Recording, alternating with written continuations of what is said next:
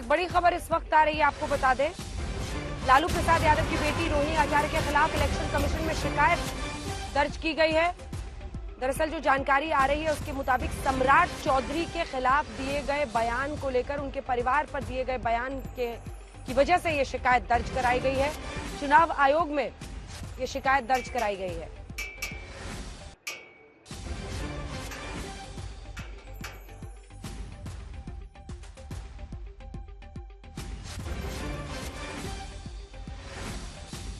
आयोग में ये शिकायत दर्ज कराई गई है।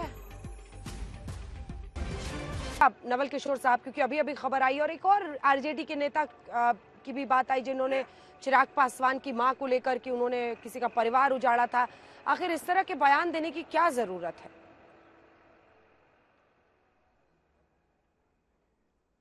नहीं, देखिए, सम्राट चौधरी का बयान तो पूरे सार्वजनिक पटल पे है। उन्होंने बाप बेटी के संदर्भ में लालू जी पर, रोहिणी जी पर कितना घिनौना और गंदा बयान दिया, ये तो पूरा देश ने सुना था ना। जिस तरह की बात वो करेंगे उसका जवाब भी नहीं दिया जाए। उन्होंने कोई ऐसी बात नहीं कही है। देखिए, चुनाव आयोग के विषय में तो एक सर्वे भी आ गया कि 52% लोगों को लगता है कि चुनाव आयोग निष्पक्ष नहीं है। वैसे चुनाव आयोग से क्या उम्मीद हो सकता है कि वो कुछ कदम उठाए, लेकिन हमारा ये कहना है कि जनता सब देख रही है और इसका जवाब जो है चुनाव के दरमियान मतपत्र से और मतदान से ही मिलेगा। और इसकी घबराहट भारतीय जनता पार्टी में है, वो चाहे शीर्ष नेता हो, चाहे प्रवक्ता हो, चाहे कार्यकर्ता हो, यही चीज वहां पे दिख रहा है। बाकी तो हम मुद्दों पे बात करते हैं, नौकरी पे बात करते हैं, रोजगार पे बात करते हैं और हमने करके दिखाया है। हम आरक्षण पे इसीलिए इस तरह बात नहीं करते हैं। हमने जातीय जनगणना बिहार में कराया है 17 महीने में, उसके हिसाब से आबादी के अनुसार हिस्सेदारी 75% की दी है। इसमें कोई क्या छुपाने वाली क्या बात है? इसमें इस देश में 100 में 90 शोषित हैं, उनके साथ न्याय तो होना चाहिए ना। मोदी जी इतिहास में घूमते रहते हैं और न्याय वर्तमान तक देने की बात होती है, वहां पर कहते हैं कि ये लोग अकलियत की राजनीति करते हैं, तो ये लोग समाज को बांटते हैं। पूरी तरह से उनकी मंशा है कि बाबा साहब के संविधान को बदल दें और देश में संघ के विधान से काम करें। आपके बगल में चिराग पासवान जी बैठते हैं और आप परिवारवाद पर भाषण देते हैं। आपके बगल में सम्राट चौधरी बैठते हैं, उनके पिता और माता दोनों राजनीति में थे और आप भाषण देते हैं परिवारवाद पे। इस तरह का झूठा और ढकोसला बयान और राजनीति जो है वो तो भारतीय जनता पार्टी पे है। बड़े खुशी की बात है कि अंजना जी चर्चा कर रही है कांग्रेस पार्टी के घोषणा पत्र पे। भारतीय जनता पार्टी के घोषणा पत्र में तो झूठ के अलावा कुछ है ही नहीं। जो उन्होंने पहले भी बोला है वो भी झूठा और जुमला साबित हुआ है, वो चाहे 14 हो या 19 हो। और आज इसी डर से वो अपने घोषणा पत्र में न रोजगार की चर्चा करते हैं, न नौकरी की चर्चा करते हैं। क्या चर्चा करते हैं? 80 लाख गरीबों को हमने मुफ्त में राशन दिया। अरे भाई, 80 लाख को तो आपने गरीब बना दिया। यही सच है। आपकी राजनीति जो है लोगों को गरीब बनाना, लोगों को एक दूसरे से लड़ाना, हिंदू मुस्लिम में बांटना, यही आपकी राजनीति है और लोग इसको नकार चुके हैं और इस बार उसका मिलेगा आपको जवाब।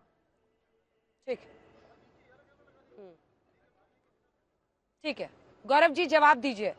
3 आरोप जो बड़े लगे, असल मुद्दों से जनता को भटकाने के लिए, चुनावों में डरकर ध्रुवीकरण कराने के लिए, आपके पास अब कुछ कहने को है नहीं जनता को, ये दोनों ने मिलकर आरोप लगाया, इसलिए अब ध्रुवीकरण का सहारा ले रहे हैं। ठीक है, सबसे पहले तो देखिए, जब ये कहते हैं कि ध्रुवीकरण हो रहा है तो मैं 2-3 बातें और बता दूं। क्या आज ये पूछा नहीं जाएगा कि मैं अभी बता रहा था पीएफआई बैन करा, वो 56 इंच की छाती श्री नरेंद्र मोदी जी की सरकार की थी, लेकिन एसडीपीआई जो उसका राजनीतिक संगठन है वो समर्थन कांग्रेस पार्टी को देता है। अंजना जी, आज 1 हफ्ता हो गया है, क्या खड़गे जी ने एक बार बोला कि नहीं एसडीपीआई से समर्थन नहीं लेना? राहुल गांधी ने बोला नहीं, बल्कि वायनाड में हमने देखा कांग्रेस ने अपने झंडे तक हटा दिए कि तुष्टीकरण हो और आईयूएमएल का समर्थन हमें मिलता रहे, और वही आईयूएमएल जिसके नाम में मुस्लिम आता है। क्या यह सत्य नहीं है कि तुष्टीकरण ऐसा वैसा नहीं, ऐसा कोई सगा नहीं जिससे कांग्रेस ने ठगा नहीं? सचर कमेटी रिपोर्ट आई 2006 में, 8 साल तक ठंडे बस्ते में रखे रहे, कुछ नहीं किया। और बात करते हैं ये मुसलमानों की। अरे नरेंद्र मोदी जी हैं जिन्होंने मुसलमानों, हिंदुओं को, सिखों को, ईसाइयों को, जैन को, बौद्ध को, सबको सम्मान दिया, और ट्रिपल तलाक की बात कर लेते हैं। आप बताइए क्या आज ये पूछा नहीं जाना चाहिए? जैसा पी चिदम्बरम कह रहे हैं कि हम जो कानून पारित किए हैं भाजपा ने उसे वापस जो है कर देंगे, क्या ट्रिपल तलाक फिर से आ जाएगा? क्योंकि इनका मैनिफेस्टो कहता है अंजना जी कि जो पर्सनल लॉज हैं उनको हम मजबूत करेंगे। इसका मतलब ट्रिपल तलाक वापस आएगा, हलाला ठीक हो जाएगा। बहु विवाह का ये समर्थन करते हैं और इतिहास गवाह है, शाह बानो का सर्वोच्च न्यायालय का जजमेंट आया और इन्होंने क्या किया, कानून ले आए कि किसी 60 साल की मुस्लिम महिला को उसका हक न मिले। मौलानाओं के दबाव में आ गए और नरेंद्र मोदी जी ने क्या किया, शाह बानो का केस आया और ट्रिपल तलाक को अपराध बना दिया।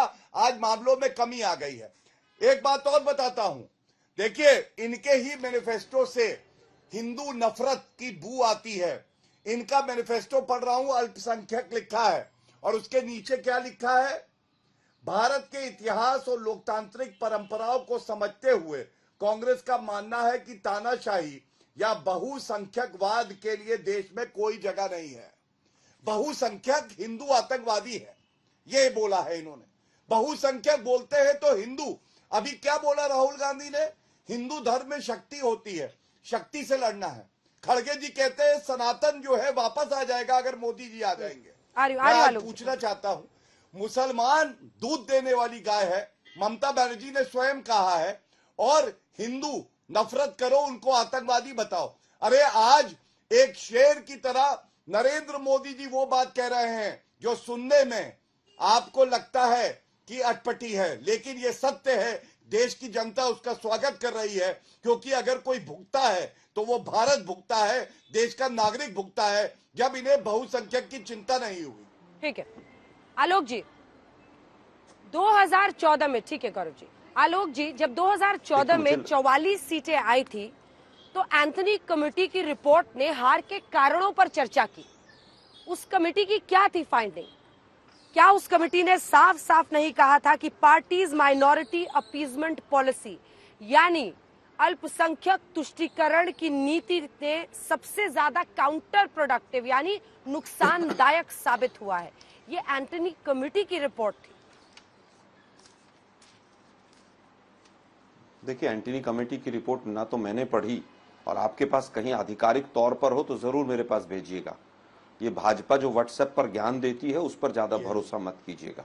आपके पास एंटनी कमेटी की अगर आधिकारिक रिपोर्ट हो तो जरूर मेरे पास एक प्रति भेजिएगा। लेकिन आज डर अच्छा लग रहा है।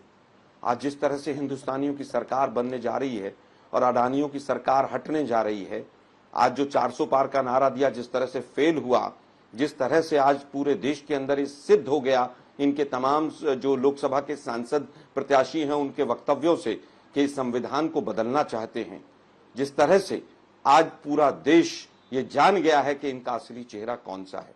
पूरे वक्तव्य में आज तक के 1 घंटे के शो में मैं कह रहा हूं माइनॉरिटीज मंत्रालय आप चलाते हैं, लेकिन आज आप मुसलमान शब्द पर आ गए हैं, और उसका सीधा सीधा कारण यह है कि किस तरह से नफरत और द्वेष पैदा किया जाए। लेकिन देश के प्रधानमंत्री तो मंगलसूत्र तक पहुंच गए। मैंने 2 सवाल पूछे अंजना जी कि इसमें मंगलसूत्र का कहां जिक्र है और हिंदुओं की प्रॉपर्टी लेकर मुसलमानों को कहां दे दी जाएगी। दोनों प्रवक्ता नहीं बता पाए, बल्कि उल्टा वो हनुमान जी के तिलक पर जाकर और अनाप शनाप बोलने लगे।